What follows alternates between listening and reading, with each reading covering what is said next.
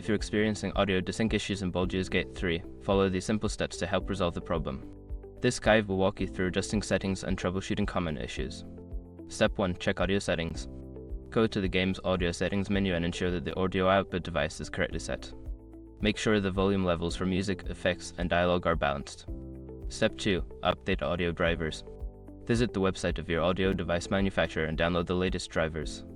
Installing updated drivers can often resolve compatibility issues that lead to audio desync. Step 3. Verify game files. If you're using a platform like Steam, right-click on the game in your library, select Properties, then go to the Local Files tab and click on Verify Integrity of Game Files. This process will check for any corrupted files and replace them. Step 4. Adjusting game graphics settings. Lowering the graphics settings can help improve overall performance, which may reduce audio desync. Experiment with settings like resolution and texture quality to find a balance that works for your system.